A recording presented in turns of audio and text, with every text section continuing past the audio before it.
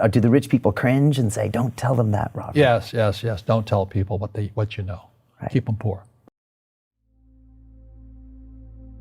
So my father was the head of education, PhD, all that stuff. I go home and ask him, said, why don't we learn about money in school? And he looked at me and says, because the government doesn't let us teach that subject. The government tells us what we can teach and what we can't teach. And I thought that was strange. And I said, but aren't we going to school to learn about money? He says, no, your job is to get a job. I said, but you get a job to earn money. He goes, no, you're supposed to just get a job. I went, no. Isn't the purpose of a job to earn money? He goes, you're correct. I said, so why don't I just learn about money? I can skip the job part, you know? And he got flustered and he said, look, and my father was, for Japanese, very tall, 6'4", and imposing man, good guy. But he says, if you want to learn about money, why don't you ask your best friend's father about money? And I said, why? That's Mike. So I asked him. He says, because Mike's father is an entrepreneur. And I said, what are you? He says, I'm an employee. I'm a government employee. I went, oh, what's the difference? He says, the difference is an entrepreneur must know about money, or they're no longer entrepreneurs. And he says an employee doesn't have to know anything about money, because the government will take care of them, the company will take care of them. So I'm all confused. But I took my dad's advice and I trundled over to Mike's father's office and knocked on his door and I said, hey, I'm here, 9 years old.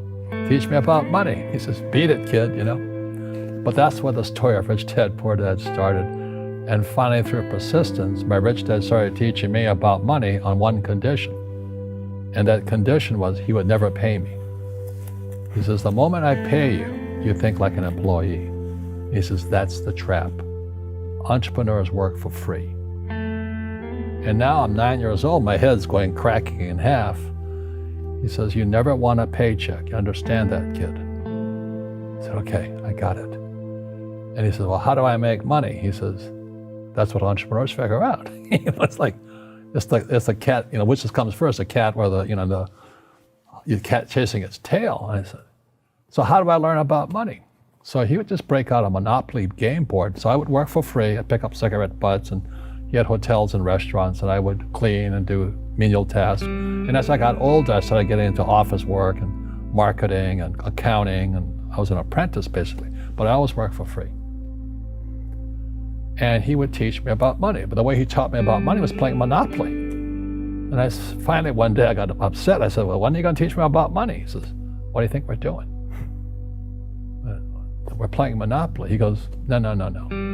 What do you think we're doing? We're playing Monopoly. He says, what do you think we're doing? So I don't know. I'm teaching you about money. And then that's when, you have one greenhouse. He says, there's many formulas for great success in money. There's thousands of them, but one of the best ones found on the game of Monopoly. Still is today. 4 greenhouses, 1 red hotel. I said, what? He says, one of the greatest ways to acquire great wealth is playing Monopoly in real life. 4 greenhouses, 1 red hotel. Well, is that all there is? He goes, that's it. And he says, what do you think I'm doing? And I went, I don't know. So then he took me out and he showed me his greenhouses. And 10 years later, when I was 19, I was now in school in New York, and I come back to Hawaii, and Rich Dad had bought the biggest piece of land smack dab in the middle of Waikiki Beach. And when you go to Waikiki Beach today, you'll see the Hyatt Regency Hotel. That was his hotel. Just like the game of Monopoly. Just like the game of Monopoly. Acquired assets and they became bigger assets. He just kept what's called an assemblage, because that property wasn't that big at that time. So he had to buy out all the small guys. Because Waikiki was a little dirt water little town.